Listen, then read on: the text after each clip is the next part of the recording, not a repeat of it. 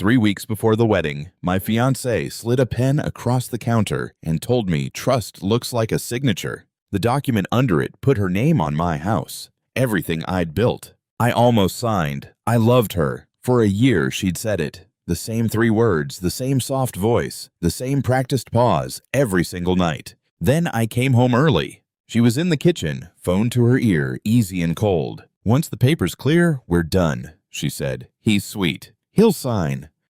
Me. I stood in the dark and understood all of it at once. I didn't confront her. Not yet. I picked up the pen she'd left out and made a very different decision than the one she was counting on. I'm Emmett Sinclair. I'm 30. I built that house with 2 summers of overtime and a loan I paid down early. And until that night, I believed I'd finally found the one person who wanted the man and not the mortgage. Let me back up. I didn't move. That's the part people don't understand when I tell it. You'd think a man hearing that would drop something, or shout, or walk into the kitchen and demand an explanation. I did none of it. I stood in the dark hallway of my own house and listened to my fiancée laugh at something the person on the other end said. A light, private laugh. A laugh I'd never once heard her use on me. No, she said. Relax, he'd sign his own arm off if I asked. Then she hung up. I heard the tap run. I heard her humming. The same tune she hummed while she cooked, while she folded my shirts, while she leaned into me on the couch and told me I was the safest thing that ever happened to her. I looked down at my hands. Steady? That surprised me more than anything. My father used to say I had my mother's hands. Good for building, bad for hiding. On the counter, past the doorway, I could see the edge of the manila folder. I knew what was in it. A quitclaim deed, a joint account application, a homeowner's form adding a second name to the title of the only thing I'd ever truly made. The signing was set for Saturday, 4 days out. Her idea, a gesture, she'd called it. Trust you could hold in your hand. I backed out the front door as quietly as I'd come in, sat in my truck at the curb, didn't start it. Here's the thing about being the calm one your whole life. People mistake it for weakness. They think a man who doesn't raise his voice can't do anything with what he knows. I let her keep humming, and I started to think, let me tell you how I got here, because it matters. It's the difference between a fool and a man who simply chose to believe the best of someone. I grew up 90 minutes north of Columbus in a town with 1 stoplight and a lot of opinions. My father left when I was 8. I remember the exact shape of it. A Saturday, a duffel bag, my mother standing very still at the sink while he explained that some men just aren't built to stay. He said one more thing on his way out. He looked at me and said, "Take care of your mother, Emmett. You're the man now." 8 years old. I took it literally. I mowed lawns at 10. I fixed the porch step at 12 because my mother couldn't afford the guy who quoted her $90. By 16, I could reroute a bad circuit and patch drywall so you couldn't find the seam. I learned early that love, in my house, looked like usefulness. You earned your place by what you could carry. I put myself through a 2-year engineering program, then a 4-year one at night while I worked days. I became a structural engineer.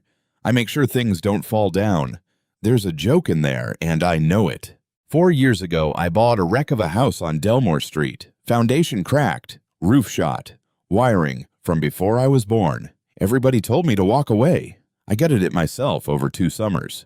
New footings, new everything. I slept on a cot in the future dining room with a work light clamped to a ladder. When I finally turned the key in a door that was mine, I sat down on the bare floor, and I'll admit my eyes stung. Not because it was pretty, because for the first time in my life, I had something no one could take from me. I want you to hold on to that. Because 3 weeks before my wedding, someone tried. I met Sabine Duvall 18 months ago at a friend's housewarming. She was standing by the window, laughing at a bad painting, and she turned and said, "You look like the only person here who could actually hang that straight." I laughed. We talked for 3 hours. She was quick and warm, and she listened like your words were the most interesting thing she'd heard all week. She was from out east, she said. She'd come to the States for school, stayed for work, been let down by enough people to know a good one when she saw him. She said that on our second date, I know a good one when I see one, and looked at me like I was rare. I'd like to tell you I saw the cracks. I didn't. Not for a long time. She was affectionate in a way I wasn't used to. She'd text me good morning before I woke. She'd put her hand flat on my chest at night and say, "I love you." soft with a little pause in the middle. The same pause every time. I thought it was a habit. I thought it was sweet. Here's what I've learned since. When something is real, it comes out a little different every time. Louder when you're happy, cracked when you're tired, rushed when you're scared. When something is rehearsed, it comes out the same way twice, then 3 times, then 300. I didn't know that yet. My sister Greta knew it before I did. Greta's 3 years younger and twice as suspicious. She met Sabine once at Thanksgiving, and on the drive home she said, "She's lovely, Em." Pause. She asked me what you paid for the house. So we'd known her 90 minutes. I told my sister she was being unfair. I told her not everyone had an agenda. I told her I was tired of being the guy who assumed the worst. I owe Greta an apology I'll get to later. That was the first wrong note. I heard it. I decided it was nothing. Sabine won my mother in a single Sunday. I brought her up to the old house for pot roast, and by dessert, my mother was holding both her hands across the table like she'd found a long-lost daughter. Sabine had done her research. She asked about the year the furnace died. She asked about the recipe my grandmother took to the grave. She listened to my mother the way she'd listened to me, like every word was a gift. On the porch afterward, my mother pulled me aside, gripped my arm, and said the sentence that would come back to haunt us both. "Don't you let this one get away, Emmett. Don't you dare. A woman like that doesn't come twice." I glowed the whole drive home. I thought I'd finally brought home someone who fixed the thing my father broke. I know now that Sabine hadn't won my mother. She'd studied her the way you study a lock before you pick it. Every soft spot in my family she found and pressed and filed away for later. My mother's fear of me ending up alone. Greta's protectiveness she could paint as jealousy. My own aching, stupid wish to be chosen. By spring, she'd moved in completely. It happened the way water fills a low place. You don't notice until your feet are wet. Her coat by the door, her mug in the cabinet, her rearranging my tool bench so it flows better, which meant I could no longer find a socket wrench in my own garage. And slowly, gently, fewer Sundays with Greta, fewer poker nights. "I just want you to myself for a while," she'd say with the pause. Is that so wrong? It didn't feel like a cage. It felt like being adored. That's the trick of it. The bars are made of things you wished for. One night, I found her at my desk with the drawer open. The drawer where I keep the deed, the mortgage payoff letter, the title. She closed it fast and laughed and said she was looking for a pen. Second wrong note. I heard that one too. I decided it was nothing. Before I go any further, if this is already sitting heavy in your chest, if you've ever handed your whole trust to someone and felt that first hairline crack, do me a favor and hit like and subscribe. It genuinely helps stories like this reach the people who need them. And tell me in the comments where you're listening from and what time it is where you are. I read every one and I like knowing this reached you tonight. Now let me get back to what happened next. The engagement happened in December. I did it right, or I thought I did. I took her up to the overlook where you can see the whole valley, and I got down on one knee in 4 inches of snow, and I asked. She cried. She said yes in that same soft voice with that same little pause, and I was too happy to hear it. 2 days later, she brought up merging our lives. That's how she framed it. We were lying in bed, and she traced a circle on my chest and said, "I don't want to be a guest in your life, Emmett. I want to be part of it. Really, part of it." "You are," I said. "Then why does everything still have your name on it?" I remember laughing, a little confused. "Because I bought it before I met you." She went quiet, not angry, wounded. She had a way of going wounded that made you feel like the villain for owning a mailbox. "My father put my mother on everything the week they married," she said. "That's what trust looks like where I'm from." I told her we'd talk about it, and we did, over and over for months, always the same shape. She'd bring it up gently. I'd hesitate. She'd go wounded. I'd feel guilty. We'd table it. Then, in the spring, I mentioned, carefully, because I'm not a fool about money, even when I'm a fool about people, that a friend of mine who's an attorney suggested we do a prenup. Standard stuff. Protect what each of us brought in. Sabine set down her fork. "A prenup," she said. "Flat. It's not romantic, I know. It's a plan for how you'll leave me." It's the opposite. It's, "Do you love me or do you love your house, Emmett?" She left the table. She didn't speak to me for 2 days. I dropped the prenup. God help me, I dropped it. That was the third wrong note. Louder than the first 2 together. And still, I told myself it was cultural. It was her history. It was fear. It was anything except what it was. I want to be honest about something because you deserve it and because it's the whole engine of this story. I wanted to be chosen. I'd spent my life being useful, the man of the house at 8, the fix-it guy, the one who showed up, who paid, who carried. I'd never once been the thing someone wanted for no reason at all. And Sabine looked at me like I was the reason. Like the house and the money and the steadiness were nice, but she'd have taken me on the bare floor of that gutted wreck just the same. That's what she sold me. Not the sweetness, not the good mornings. The feeling of being wanted for myself. A con artist doesn't take your money first. They take your loneliest wish and hand it back to you, wrapped in your own hope. Then they name a price. Her price was a signature. Then the wedding got a deadline, and I was too in love to hear the clock. We'd loosely said next summer. In April, Sabine started pushing to move it up. Way up. Why wait, she said. Let's do it in July. Small. Just the people who matter. She had a reason for everything. The venue had a cancellation. Her work might send her traveling in the fall. The flowers were cheaper. Good reasons. Reasonable reasons. Each one a little brick in a wall going up faster than I understood. And the money started moving before the marriage did. She handled the vendors. You work so hard, let me carry this. And the deposits came out of the joint spending account I'd naively opened for wedding costs. A caterer I never met.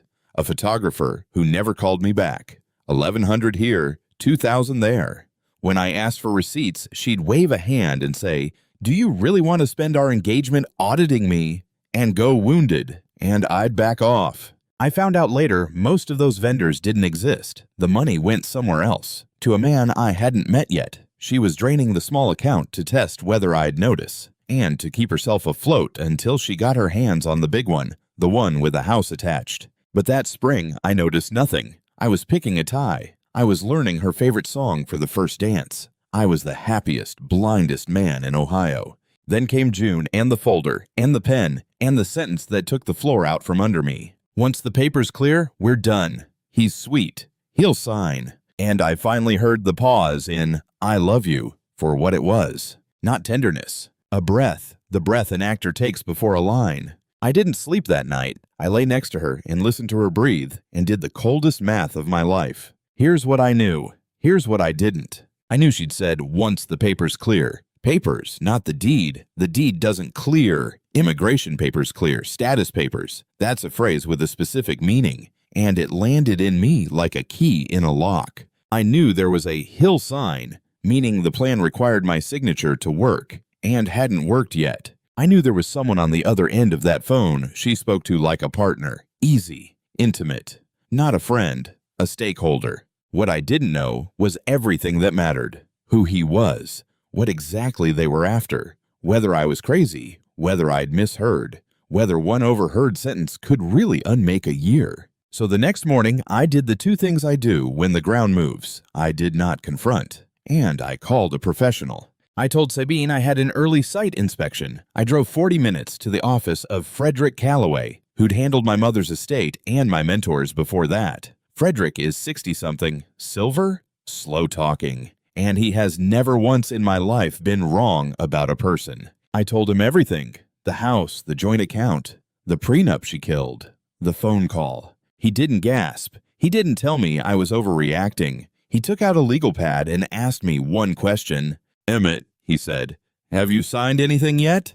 "No." He set down his pen and looked at me over his glasses. "Then, son," he said, "you still hold every card in the deck. Let's make sure it stays that way."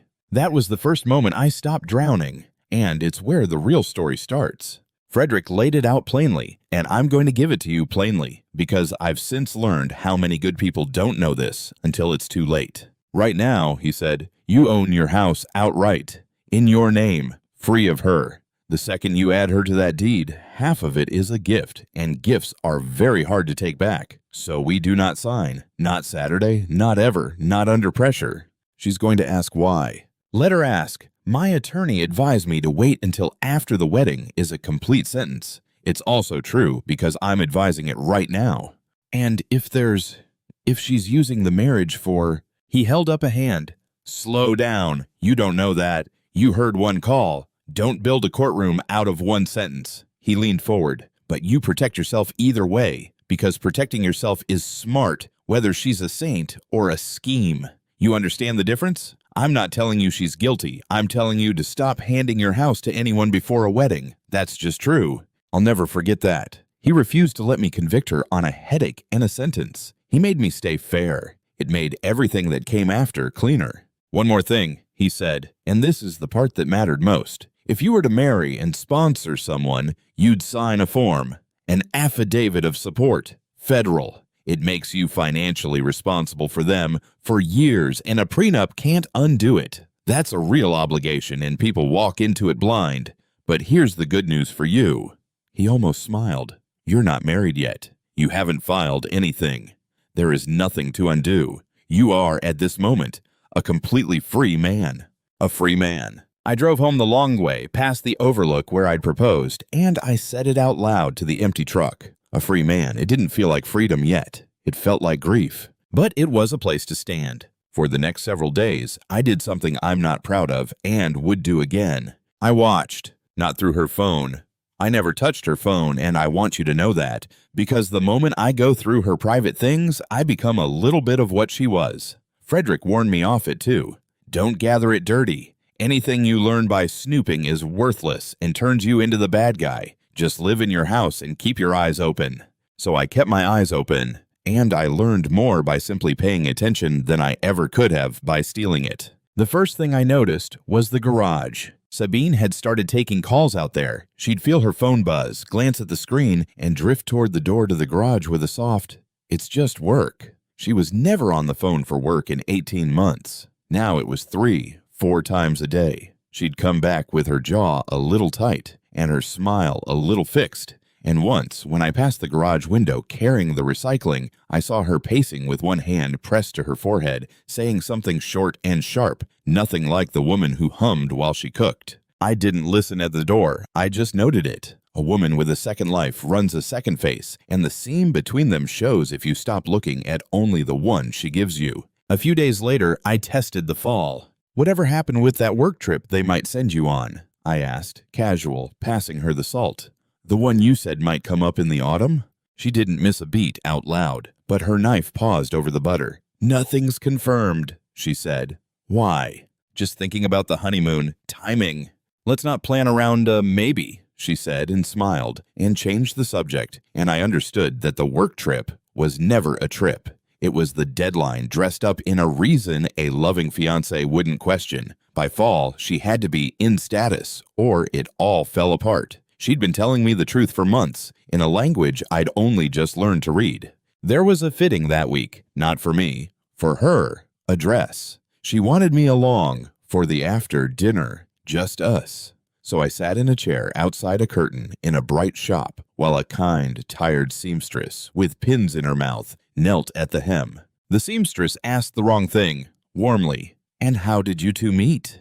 And I watched Sabine's face in the three-way mirror when she thought only the seamstress could see it. For one flat second, there was nothing in it at all. No warmth, no wound, no pause. Just a person doing a job, looking at another person doing a job, calculating a cost. Then she caught my eye in the glass, and the whole apparatus came back online. The softness, the shine, the little laugh. "At a party," she told the seamstress, reaching for my hand without looking. He was the only one who could hang a painting straight. I smiled on cue, but I'd seen the face beneath the face, the one that runs the machine, and you can't unsee that. It's the loneliest thing I know, to sit in a bright shop holding the hand of someone you've just watched switch themselves on for you. And all the while, in the background, the clock got louder. The garage calls stopped being 3 or 4 a day and became a rhythm, morning and night, regular as tides. Twice I came home and found her out there in the dark, not even pretending to look for something, just standing with the phone to her ear and her free hand pressed to her forehead. Once, carrying in groceries, I heard her say, "I'm handling it. You don't have to keep," and then stop. The way you stop when the other person hasn't stopped, when you're being told, not asked. Whoever was on that line was tightening a screw, and she was the one it was going into. I'd spent weeks thinking of her as the hunter, standing at my own back door with a bag of groceries in my arms. I understood she was also being hunted by the man who'd fronted her a life and was now calling in the note. It didn't make her innocent. She'd still chosen me for a lock to pick. But it changed the picture from a villain in a movie to a cornered person doing a cruel thing to get free, with a colder man behind her doing the truly cruel thing. Two villains. Only one of them was in my kitchen. The other was on the phone, and he was the one I hadn't met yet. The second thing I noticed was the countdown. "Is Saturday still good?" she asked me Monday. "Should be." Tuesday. "You're not going to let Frederick talk you out of Saturday, are you?" Why would he? A beat too long. No reason. I just want it done so we can breathe.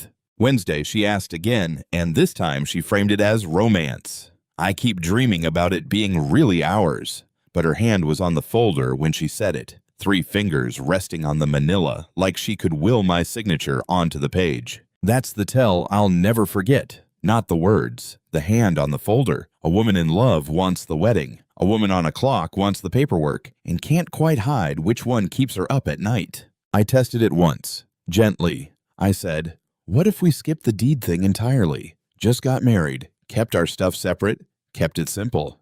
The temperature in the room dropped 10 degrees. "Why would you say that?" she said. Not a question. "Why would you even say that to me?" "I just mean, do you want to marry me or not, Emmett?" There it was. Every road led back to the signature, not the vows, not the life. The signature. When I offered her the marriage without the paperwork, I offered her exactly the thing that terrified her. A wife's life with none of a wife's leverage. And she couldn't hide the horror of it. I said I was only thinking out loud. She softened. She said the pause line. I said it back. And that night, I lay awake understanding that I could no longer tell which of us was the better actor. Between the garage and the countdown, there was a smaller thing that hurt more than either. She was kind to my mother, really kind. She called her twice a week. She remembered her doctor's appointments, asked after her knee, mailed her a card for no reason. My mother would get off the phone glowing and say, "That girl loves you, Emmett. You can tell by how she treats your mother." I used to think so too. Now I watched her make one of those calls, heard her voice go warm and easy through the wall, the good daughter voice, pitch perfect, and then hang up and check something on her phone and go flat, all the warmth switched off between one breath and the next, like a light in a room she'd left. She wasn't loving my mother. She was building my mother into an asset, so that when the day came, I got second thoughts. There'd be a woman who trusted her completely, on the phone, in my ear, saying, "Don't you let this one get away." She'd installed a pressure point inside my own family, and she'd done it with birthday cards. That was the moment I stopped being sad and started being careful, because a person who plays that long a game, that patiently, on that many people at once, does not lose control easily. If I was going to end this in a room full of people, I'd have to be more patient than she was, and I'd have to accept that some of the people I loved would at first take her side. My own mother might. I had to be ready to be the villain for a minute in the eyes of the very people I was trying to protect. The third thing I noticed was the door I'd cut a key for. I'd had a spare key to the house made for her the week she said yes. I'd tied a blue ribbon on it. Corny, I know. And given it to her over dinner and said, "So, you always have a way in?" She'd teared up. She'd said the pause line. I'd felt like the richest man alive.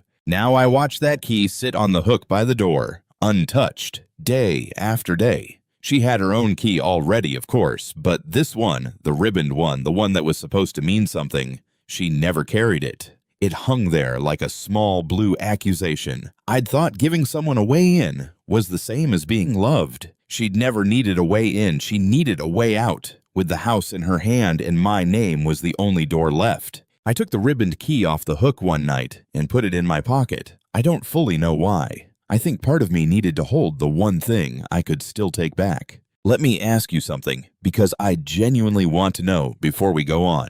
3 days from a signature and a wedding, with everyone you love expecting a celebration.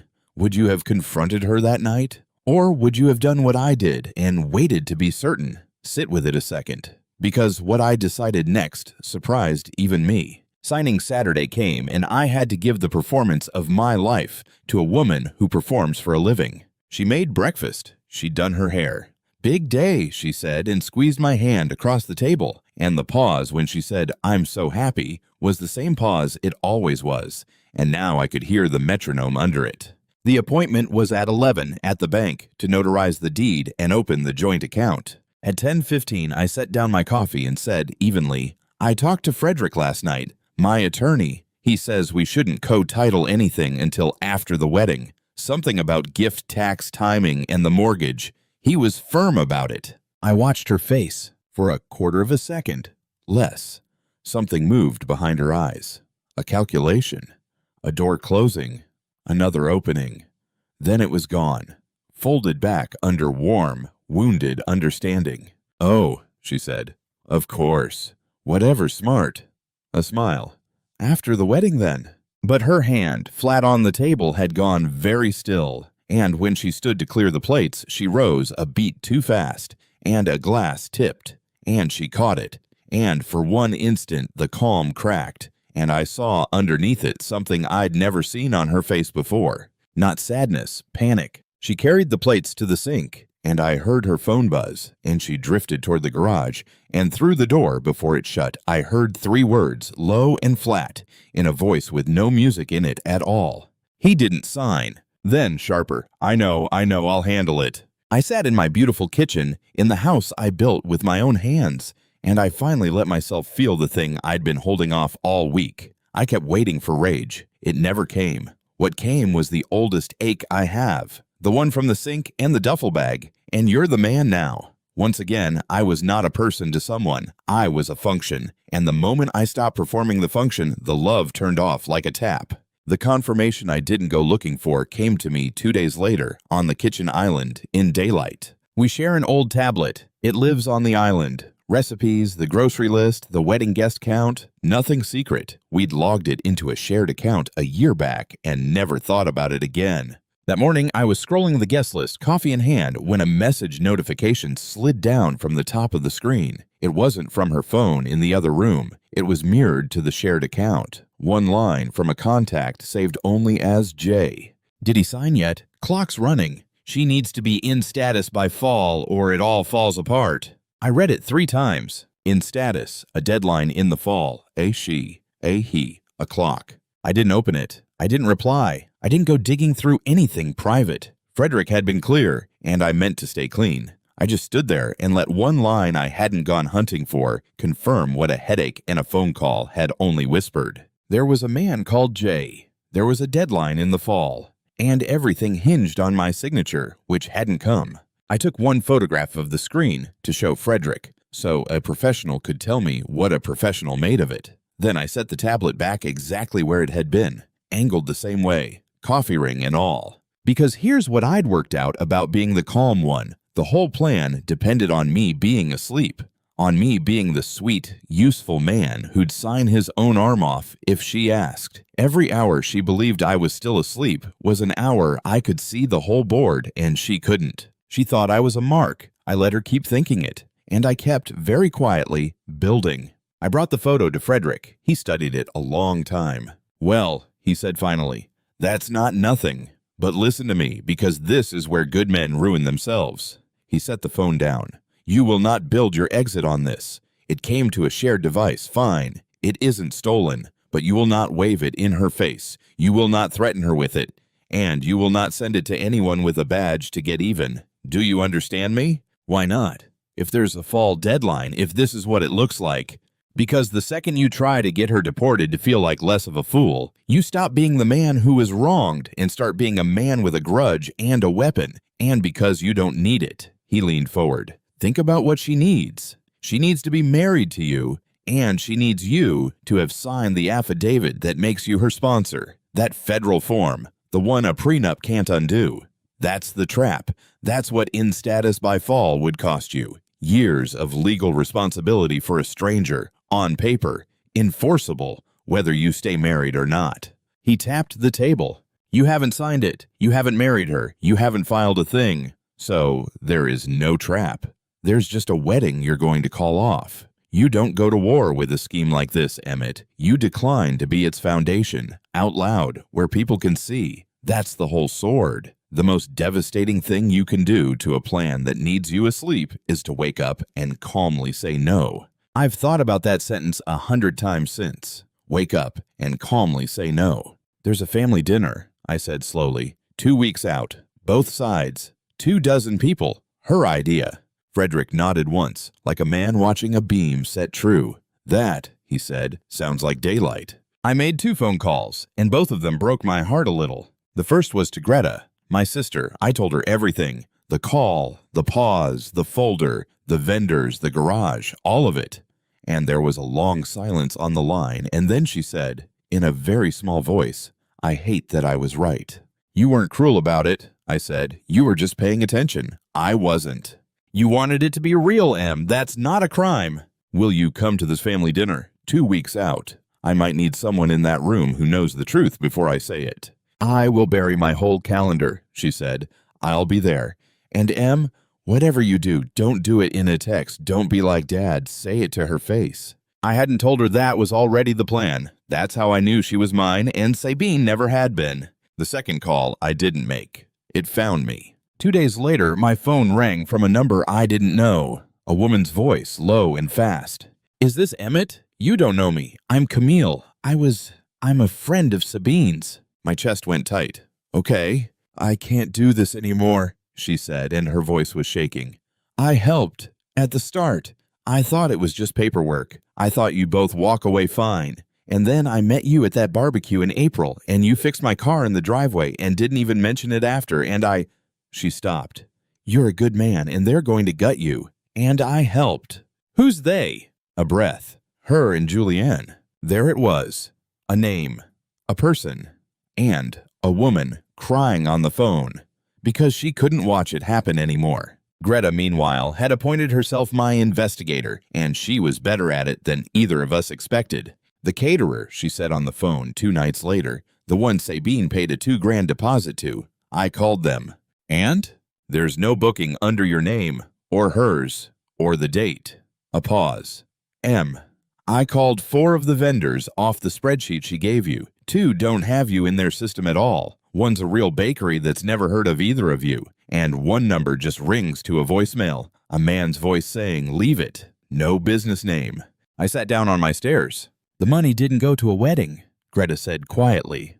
I don't know where it went, but it didn't go to a wedding. She's been draining that account for months, Em, and calling it flowers. I thought about the 1,100 here, the 2,000 there, the wave of the hand when I asked for receipts. Do you really want to spend our engagement auditing me? She hadn't been overspending on our wedding. She'd been paying down a debt to a man called Jay with money she peeled off me a little at a time, testing every week whether the sweet, useful man would notice. I hadn't. Greta had. In 90 minutes of phone calls, she'd found what I'd missed in 18 months because she'd never once wanted it to be real. I'm sorry, I told her, for Thanksgiving, for all of it.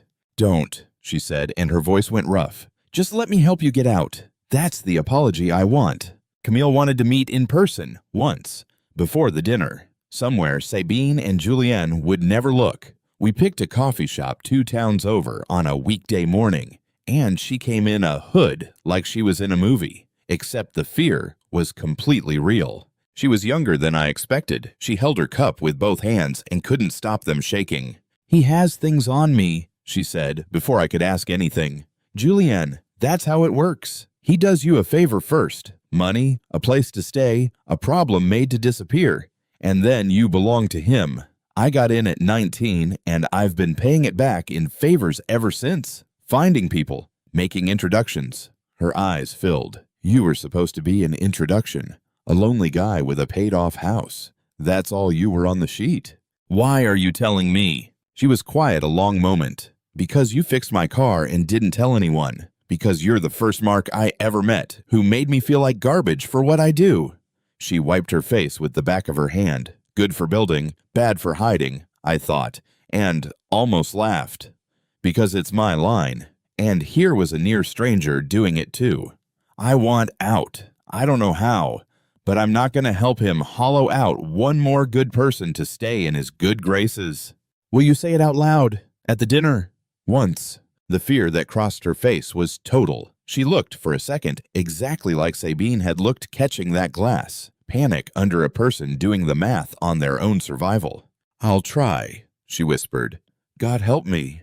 I'll try." That month, two frightened people promised me they'd try and weren't sure they could. I drove home understanding my whole plan rested on the courage of people I couldn't control. It was the least engineered thing I'd ever built. I had to trust it anyway. I need to slow down and tell you about Julian, because a story like this is only as strong as the person behind the curtain, and he was the whole curtain. Julian Rourke, 33. Not a stranger from a far-off place. That's the part people assume and get wrong. He was born 2 states over in a town smaller than mine. He was the architect. Sabine wasn't the mastermind. She was the instrument. Camille gave me the shape of him over 3 phone calls that week, in a scared voice a little more each time. Julian found people in trouble, people whose visas had lapsed, whose money had run out, who'd made mistakes they couldn't take back. He offered them a way through, for a price.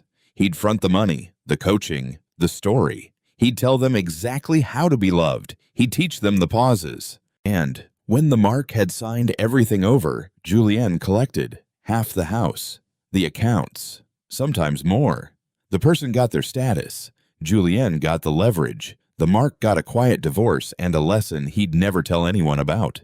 Because who admits they were emptied out by their own wedding? Sabine owed him. That was the hallway she couldn't stand being in. He'd fronted her the whole life she'd been living for 2 years. The apartment before me, the clothes even, Camille said, and I felt sick. The ring on her own finger, so it would photograph right. I want to be careful here because it's easy to make Julian a monster in a cape. He wasn't. He was worse. He was ordinary. He'd found the exact machinery of loneliness and learned to run it for money. I say. He knew that men like me, men who'd been useful all their lives and never once chosen, would sign anything for the feeling of being wanted. He didn't invent that wound. He just found it and priced it. Sabine was the voice on the phone. Julian was the clock. And I was 3 weeks and 1 signature from being another quiet lesson. Then Camille told me something that changed the whole size of it. "You're not the first," she said on the 3rd call, so quietly I had to press the phone to my ear. "There was a man before you, 2 years ago, different state. Julian ran the same play. His name was Nathaniel. What happened to him?" Silence. "He signed." I sat down on my own stairs. "He lost the house," Camille said. I think he lost a lot more than the house. Julian walked away clean because the man had signed everything of his own free will. And who was going to believe he'd been conned into it by his own bride? Nathaniel just disappeared. Sabine doesn't know I know about him. Julian mentioned him once to me, like a bedtime story, like a warning about what happens if a mark gets cold feet. That night, I didn't sleep either, but for a different reason. Because I stopped feeling like a fool who'd fallen for a pretty face and started understanding I'd been chosen, selected, studied at a housewarming by a woman who'd been told exactly what a lonely man with a paid-off house and no father looks like. It wasn't bad luck. It was a business. And somewhere out there was a man named Nathaniel who'd sat where I was sitting and made the other choice and paid for it with his whole life. I decided I was going to find him. It took 4 days and a favor from Frederick, who knew a paralegal in the right county. I won't pretend it was easy or that I slept while I did it. But that Thursday, I drove 3 hours to a diner off a state highway and sat across from Nathaniel Foss. He was maybe 40. He looked older. He had the careful stillness of a man who's learned not to trust good news. I told him who I was and why I'd come. I watched it land on him. The recognition, the old sickness rising. He wrapped both hands around his coffee like he was cold. "Blue ribbon on the spare key?" he said, not looking up. The floor tilted. "What?" "She did that with me, too, a ribbon, so you always have a way in." He laughed, and it was an awful sound. Different woman, same script. He recycles it. The pause when she says she loves you. The wounded thing when you mention protecting your money. The rush to the courthouse. The folder on the counter. He finally looked at me. "You haven't signed." "No." "Then listen to me and don't do the thing I did." He leaned in. "I signed because my mother was sick, and I couldn't stand to lose one more person. And Sabine, mine had a different name. She made losing her feel like losing everything. I told myself signing was proof I wasn't the kind of man who runs. You know that feeling? I couldn't answer. He saw that I couldn't. Yeah, he said gently, that's the hook. It's always the same hook. They find the thing you're most afraid of being, and they make signing the only way to prove you're not it. What do? Don't confront her alone. Don't do it in a room with just the two of you, because she is better at that room than you will ever be. Do it in front of people. Bring the truth into daylight where she can't reshape it. He wrapped a napkin around his coffee. And Emmett. When Julian realizes the signature's not coming, he doesn't fight. He collects what he can and vanishes. Don't expect a villain who begs. Expect a businessman who cuts his losses. The justice you get won't be his ruin. It'll just be that you kept your house and your name. For me, that would have been everything. I asked him if he'd come. To the dinner.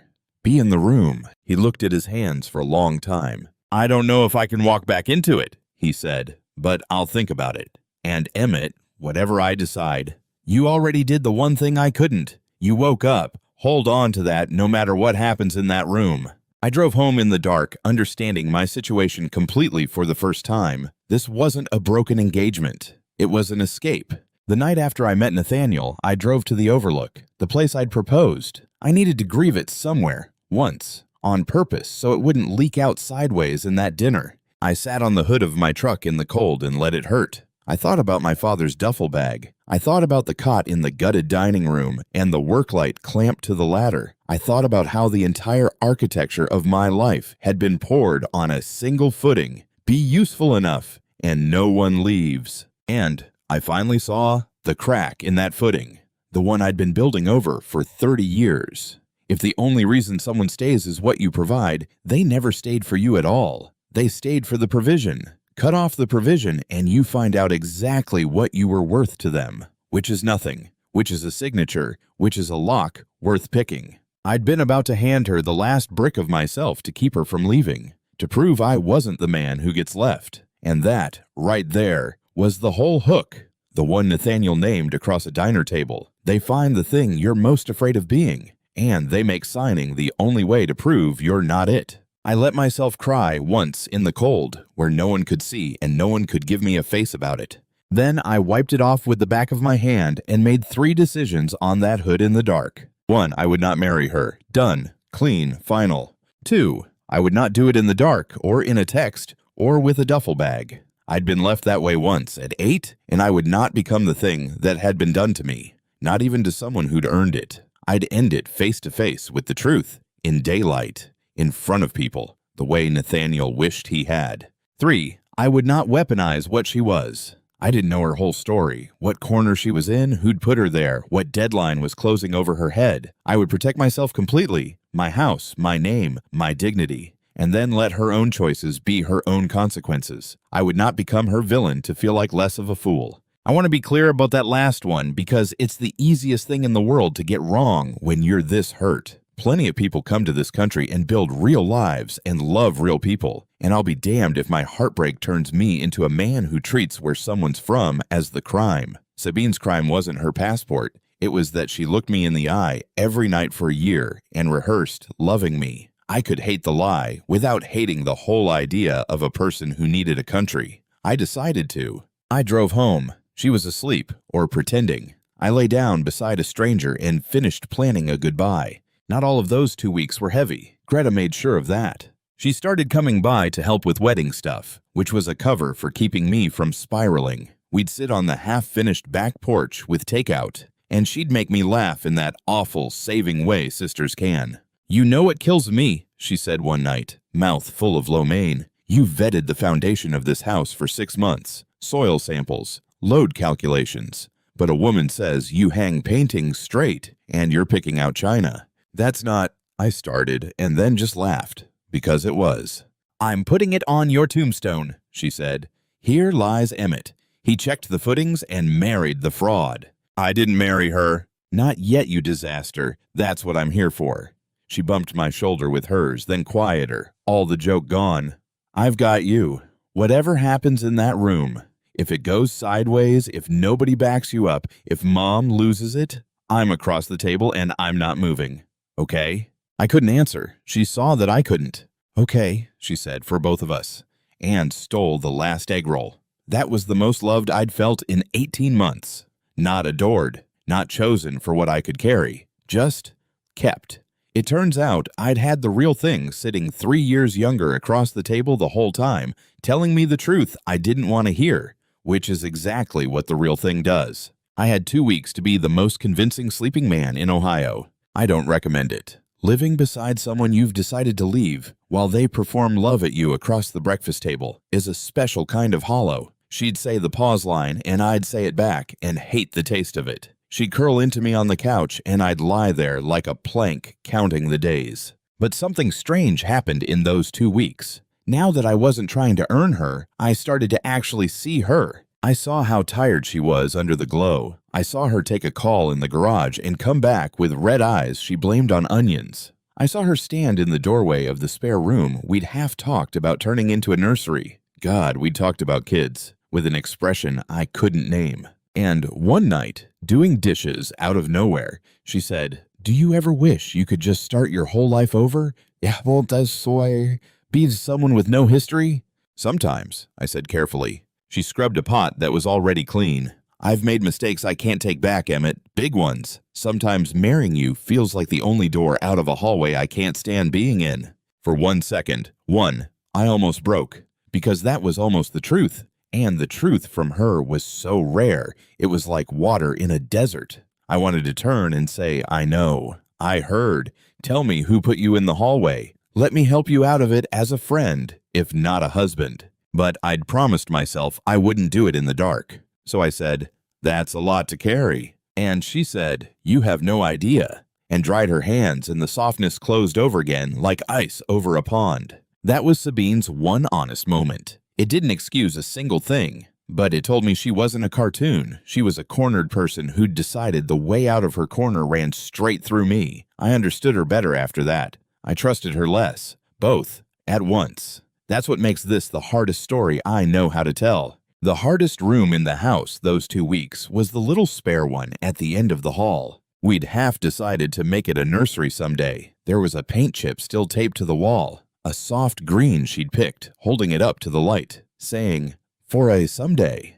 I'd believed in that someday so completely I'd have poured a foundation for it. I found her standing in that doorway one evening, just looking in, and her face had the expression I could never name. Not the warm one, not the cold working one, something in between, something almost like grief for a life she was, at that very moment, also stealing.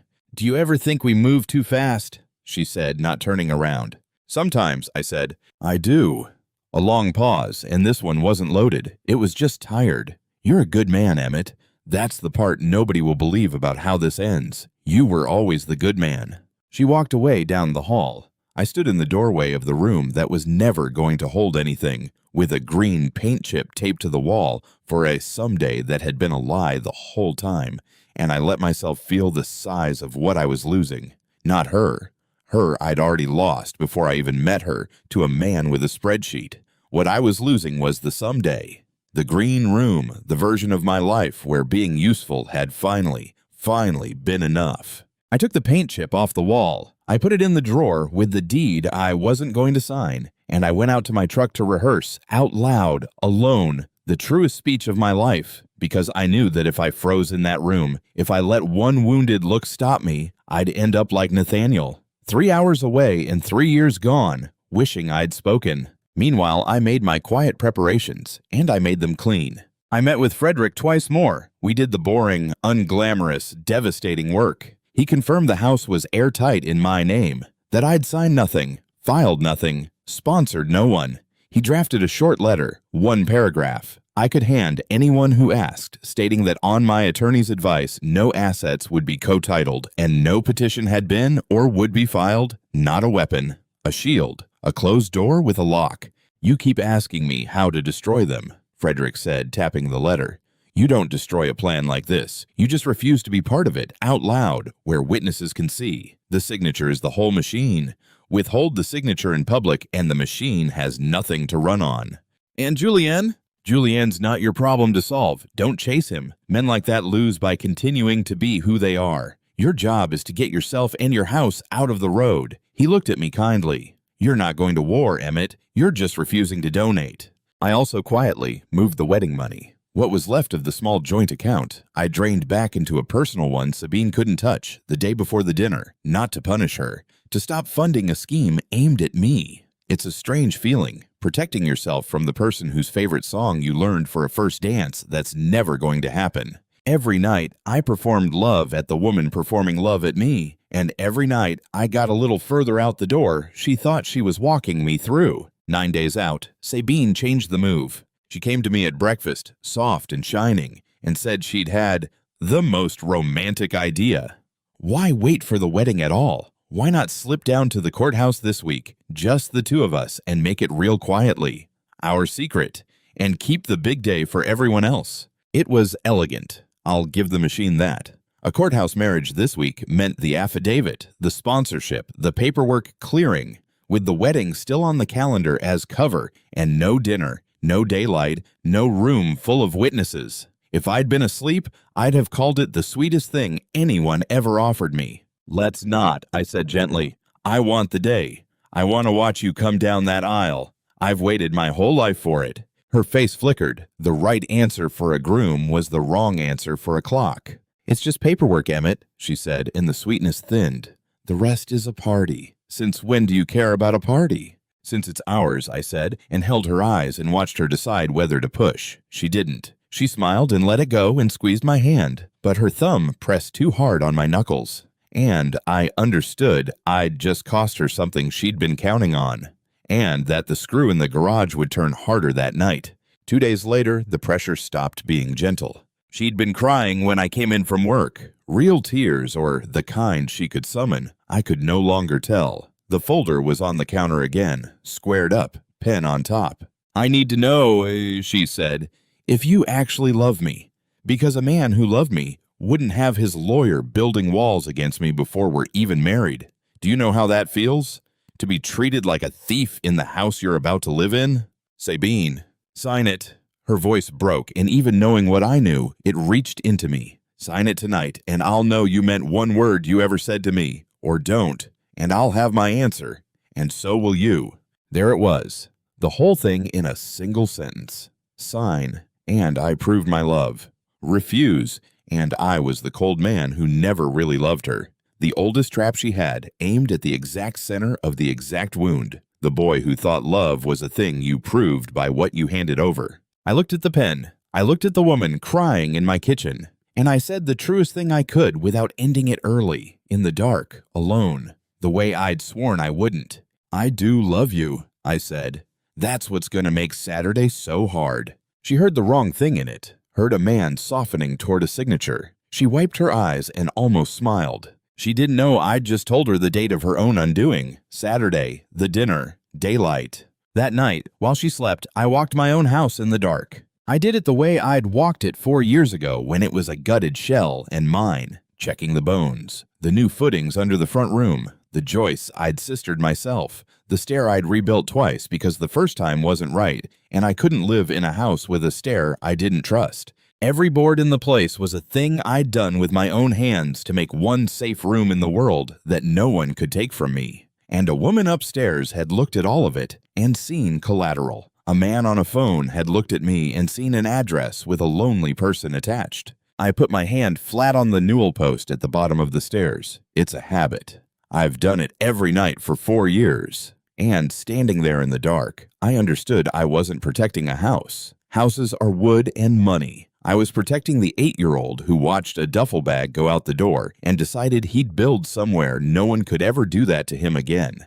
That kid had made one mistake. He'd thought a fortress was the same as being loved, but he'd built the fortress true, and it was going to hold. And in 3 days, I was going to stand inside it and finally choose the kid over the fear. I went up to bed. 3 days out. I did not yet know that the day before the dinner, everything I'd built would nearly come down anyway. Not from her, and not from Julienne, but from the people who loved me most. The night before the dinner, everything I'd built almost collapsed. This is the part I least want to tell you, so it's the part I'll tell you most honestly. First, Camille went dark. She'd promised to come to the dinner and say out loud what she'd told me on the phone. Then, at 9 that night, she texted, "I can't. I'm sorry.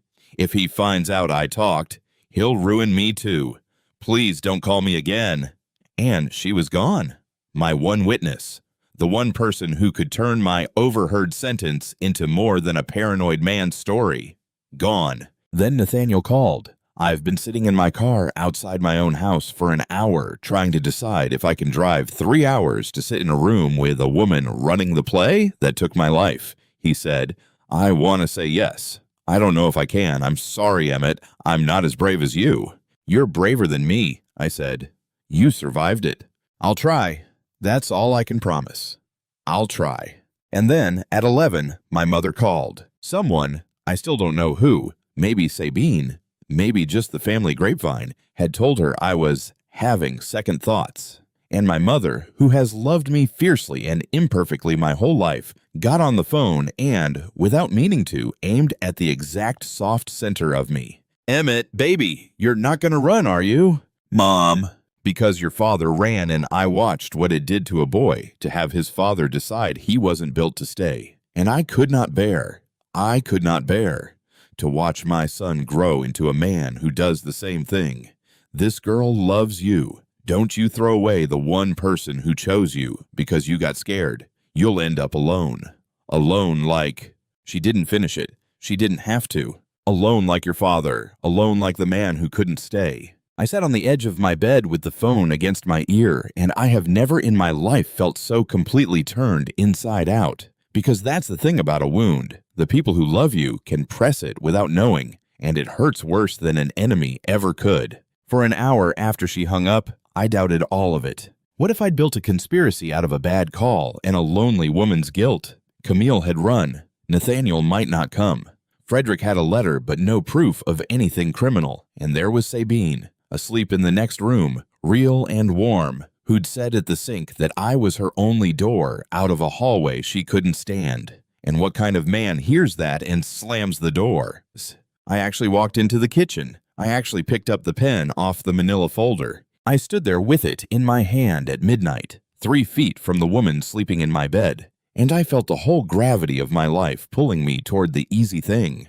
Sign, stay, be useful, be chosen. Don't be your father. Prove you're not the man who leaves. The pen was warm in my hand. I put its tip to the signature line on the deed. I swear to you, I felt the ink want to move. And then I heard it, not out loud, in memory. Her voice, easy and cold, through a wall 3 weeks before. "He's sweet. He'll sign." And Nathaniel in the diner. They find the thing you're most afraid of being, and they make signing the only way to prove you're not it. I set the pen down. I did not sign. But I want you to know how close it was. The strongest chain they had on me was never Sabine, and it was never Julienne. It was my own oldest fear wearing my mother's voice. That's the chain that takes down good men, not the villain. The wound the villain already knows you have. I went back to bed. I stared at the ceiling, and somewhere around 3 in the morning, I stopped being afraid. It was at a restaurant Sabine picked, a private back room with a long table and soft lighting and 24 chairs. Both families, more or less. My mother, nervous and hopeful in her good blue dress. Greta, jaw set, sitting where I'd asked her to. Across from me, sightline clear. Sabine's friends, a cluster of bright, laughing people I'd once thought were about to become mine. 2 empty chairs near the end that no one had claimed. And Sabine, at my side, luminous. In white, of course in white, with her hand on my arm, playing the almost bride to a full house. But something was wrong before I even sat down. I felt it in the way a few of her friends looked at me, a flicker of pity, a carefulness. And when my own aunt leaned in and murmured, "You doing okay, honey?" Sabine mentioned you've been under a lot of stress. I understood. Sabine had gotten there first. In the days before, she'd been quietly seeding the family. Emmett's been struggling. Emmett's not himself. Don't be surprised if he says something strange. The wedding stress has gotten to him. She'd built me a diagnosis before I opened my mouth, so that when I stood up and told the truth, the room would already be primed to hear it as a breakdown. It was masterful. I have to give her that. She'd outthought me on the field she was best at. She had one problem. She'd woken me up 2 weeks early. And a man who's awake can stand up in a room full of people that have been turned against him and, very calmly, tell the truth anyway. I just had to hope I wasn't the only one brave enough to speak. Toward the end of the meal, she made her move. She stood glass in hand, and the room hushed, and she gave a speech about trust, about how the man beside her had taught her what it meant to be safe, about how, as a symbol of their new life together, they'd decided to make everything truly theirs. And here she reached into her bag and produced, to a round of warm ooze, the manila folder. The deed, the forms, the pen. She set them in front of me, on the white tablecloth, in front of 24 people, and she said, with her hand over her heart, and her eyes shining and the pause landing right on cue, "Emmett, in front of everyone we love, will you take this last step with me?" It was a beautiful trap. Public, emotional, airtight. Refuse, and I'm the unstable man she'd warned them about, humiliating his crying bride at her own dinner. Sign, and I'm ruined. I looked down at the pen. I looked at my mother, hope shining in her face. I looked at Greta, whose knuckles were white around her water glass. I looked at the 2 empty chairs, and I stood. I picked up the pen. The room leaned in, and I set it back down on the table, unused, and I said, "No, but thank you for gathering everyone. There are things they should get to hear, too." The silence had a texture. You could have stood a fork up in it. Sabine's smile stayed on her face a half-second too long, the way a photograph of a smile stays after the person has left. "Emmett," she said, a little laugh for the room. "Sweetheart, you're not well. We talked about this." 3 weeks ago, I said to the table, not to her, my voice as level as I could hold it. I came home early with a headache, and I heard the woman I was about to marry say, on the phone, "Once the paper's clear, we're done. He's sweet. He'll sign." I let it sit. Somebody's chair creaked. My mother's hand went to her mouth. "I didn't say anything then," I went on. "I wanted to be wrong, so for 3 weeks, I did the only honest thing I know how. I paid attention. I talked to my attorney, and I did not sign a single piece of paper." I nodded at the folder. "This deed puts Sabine on the house I built with my own hands. These forms open my accounts. And there is a man she calls Julian who's been asking whether I've signed yet because there's a clock, and I'm the clock." "That's insane." The wounded voice came out, but it came out too fast and it wobbled. "You misheard a phone call. You've been paranoid for weeks. Everyone here has seen it." She turned to the room, to her allies, to the warm faces she'd prepared. "He's not well. I've been so worried. This is exactly what I was afraid of." And half the table wavered. I saw it. The pity turning toward her, the doubt turning toward me. It was working. She was going to win the room after all, because a calm man's story against a crying woman's tears is a story people already know how they want to end. This was the moment I'd lose. I could feel it. Camille gone. Nathaniel not there. Just me and one overheard sentence against the best performer I'd ever met. Then the door at the back of the room opened. Camille walked in. She was shaking so hard I could see it from across the room. She had a coat still buttoned to her chin like she might bolt, but she'd come. "Sabine," she said, and her voice cracked and then held. "Stop, please. I can't watch you do to him what we did before." Every head turned. "I helped you." Camille's eyes were streaming now, but she didn't stop. "At the beginning, when Julienne set it up, I'm the one who found the housewarming. I told you he was lonely and generous and owned his place free and clear. I helped pick him." She looked at me and her whole face broke. "You fixed my car and didn't even mention it." "Who does that?" And I sat there and watched them line you up. "I'm so sorry." The room made a sound I'd never heard a room make. A collective inhale that turned instantly to ice. The pity that had been drifting toward Sabine froze in the air and reversed. "You stupid girl," Sabine said to Camille. And here's the thing. The pause was gone. The soft, even music of her voice was gone. What came out was flat and fast and cold. "Do you have any idea what he'll do to me now? To both of us? Not to Emmett, to me, to us." She'd stopped performing, and the whole table heard the difference between the woman who'd said grace an hour ago and the stranger who'd just stepped out from behind her. And the room moved. One of Sabine's own friends, Vivian, who'd toasted us at the engagement party, who I'd thought was about to become mine, pushed her chair back and stood pale. "She told me," Vivian said to the table, not to Sabine. "Weeks ago, she'd had wine. She said she was almost through the hard part. She said, once Emmett signs, I can finally breathe." Her voice climbed. I thought she meant wedding nerves. I laughed. I told her it'd all be worth it. She looked at me and her face went sick with understanding. It wasn't nerves, was it? You were the hard part. Vivian, Sabine snapped. Sit down. Don't, Vivian said, and there was steel in it now. Don't you use that voice on me. I've heard you practice that voice. I didn't say anything. That was the strange power of it. I'd started this by telling one hard truth, and now I didn't have to say another word. Each person who'd stood near the machine was stepping back from it and naming what they'd seen, and all I had to do was stay on my feet, calm, and let the thing come apart under its own weight. Sabine's greatest weapon had always been that she owned the room. She'd lost the room, and a performer without an audience is just a person saying lines to the air. She turned to me, and for the first time, the wounded look wouldn't come. Her face was doing something it had never done in front of me. It was failing. Emmett, she said low and fast, and for once, real. Please. And God help me, part of me still wanted to cross the room and hold her. That's the thing nobody warns you about. You don't stop loving someone the second you learn they're a lie. You just stop letting it drive. But she wasn't finished, and neither was the room, because that was still only the second wave.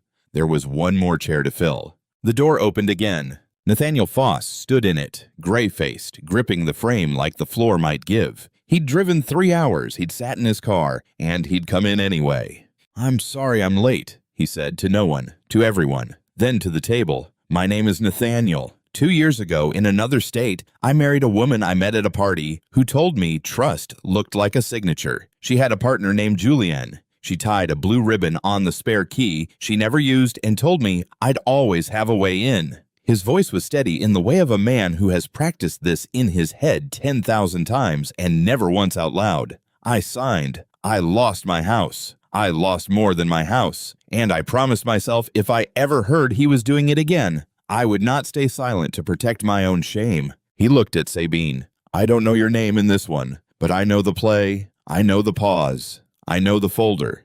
He looked at me. Don't sign, son. I didn't, I said. I know, he said, and something in his gray face eased, just slightly, like a man setting down a weight he'd carried 3 years. I can see it in you. You're still standing all the way up. And that, Nathaniel still standing all the way up in that doorway, was the moment the room fully turned. My aunt reached across and gripped my mother's hand. Greta was on her feet. 2 of Sabine's own friends had pushed their chairs back from her like she was hot to the touch. The performance was over. There was no audience left to play to. And that was when the businessman walked in to collect. A man in a good coat opened the back door, glanced at the folder on the table, and said, easy and cold. A voice I'd heard through a wall 3 weeks ago on the far end of He's Sweet. He'll sign. Sabine. Time to go. This is finished. Julianne. He'd been waiting outside for a text that said it was done. He'd gotten impatient. He'd walked in to close. And he'd walked, instead, into a room that already knew his name, with Nathaniel Foss standing 6 feet away. I watched him do the math. He was, after all, a professional. He took in Camille crying, Nathaniel in the doorway, my sister on her feet with her phone in her hand, 24 people who'd just heard the entire architecture of the thing spoken out loud, and his face did something almost admirable in its coldness. It simply closed, like a shop at the end of a bad day. He didn't argue. He didn't threaten. He looked at Sabine and something passed between them that had nothing to do with love and everything to do with a balance sheet. You didn't get the signature, he said to her. Then you're a liability. He was already turning. To me, over his shoulder, with a small, terrible smile. No signature, no crime, engineer. Nothing happened here. Congratulations on your house. And he was gone. 6 seconds. A shrug. That was the whole exit of the man who'd nearly cost me everything. He was right in the ugliest possible way. I hadn't signed, so on paper, almost nothing had happened, and there would be no cuffs, no dramatic ruin. Julianne would drive to another town and find another lonely man. But I found, standing there, that I didn't need him in cuffs. Because the thing Julianne trafficked in, the thing he priced and sold, was the belief that a man like me could be bought with the feeling of being wanted. And I'd just proven in front of everyone I loved that I couldn't. Not anymore. He could keep his freedom. He'd lost the only thing he came for. The house was mine. My name was mine. Nathaniel was standing all the way up in a doorway for the first time in 3 years. And I'd stayed exactly the man I decided to be at 3 in the morning. Sabine gathered her bag. The white dress looked like a costume now because it was one. She had one card left and she played it. She turned to me and for a moment the softness came back into her face, the wounded thing, the pause loading up behind her eyes. "Emmett," she started, "you don't understand what my life is. If you knew what I'm running from, you'd—" And here's where I cracked. Just once. Just for a second, because I'm not made of stone and I did love her, or love the woman she'd played. My voice caught, and I had to stop and breathe before I could go on. "I built this house," I said, and I heard the roughness in it. So no one could ever make me feel the way I felt at 8, watching my father decide he wasn't built to stay. And you looked at that, and you saw a lock to pick. I steadied. The crack closed. "I believe you're running from something. I'm sorry you were in a life like that, but I'm not your door out. I'm not a rung on your ladder, and I'm not signing." "You could have just signed." Her voice had gone hard again, tired and old, and stripped of every pause. "It would have been so much easier for both of us." "I know," I said. "That was always the plan." She left. The door closed. Nobody clapped. It wasn't that kind of room. My mother was weeping. Greta came around the table and pressed her forehead to my shoulder without a word. And Nathaniel Foss and I looked at each other across the wreckage of a wedding that was never going to happen. Two men who'd been handed the same pen and made different choices. And something passed between us too. Not triumph. Recognition. If you've ever had to choose your own dignity over the person you loved, if you've ever said no when signing would have been so much easier, tell me below. Those are the comments I read twice, and I think we find each other in them. The aftermath was quieter than the movie's promise, and truer. I spent a week unplanning a wedding. There's no lonelier task on earth than calling to cancel your own life. Greta did half of it. My mother did the other half, and the morning after the dinner she called me, hoarse and wrecked, and said the thing I'll keep forever.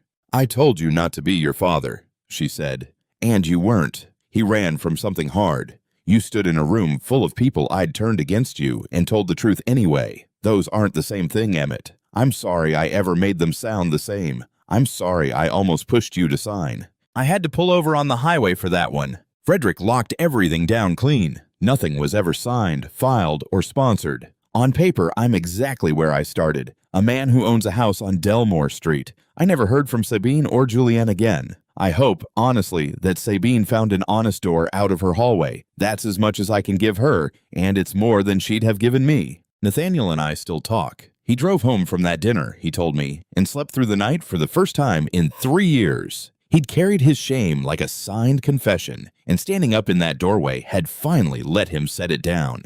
"You didn't just save yourself," he said. "You gave me a way to unlose." I think of that as the truest thing anyone got out of it. I found the ribboned key a month later in the coat I'd worn to the Overlook. I'd carried it all that time without knowing. I changed the locks, of course I did, and I kept that one useless key on my desk, blue ribbon and all, not out of grief. As a reminder, it's the key I cut because I thought giving someone a way in was the same as being loved. It isn't. Love isn't a door you hand your whole house through to prove you'll never lock it. Love is someone who wants to be in the room even when there's nothing in it for them. I know the difference now. People ask if I regret it. The year, the believing. I don't. I regret exactly one thing, and it isn't loving her.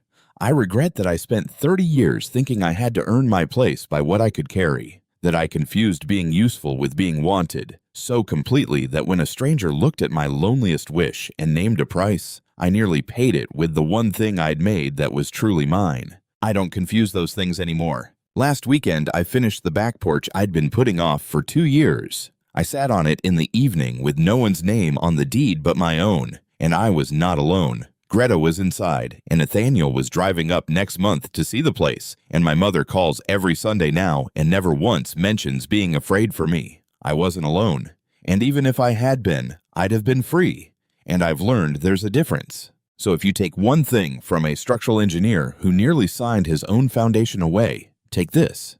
Check what's holding you up. If the only thing keeping someone in your life is what you provide, that isn't love.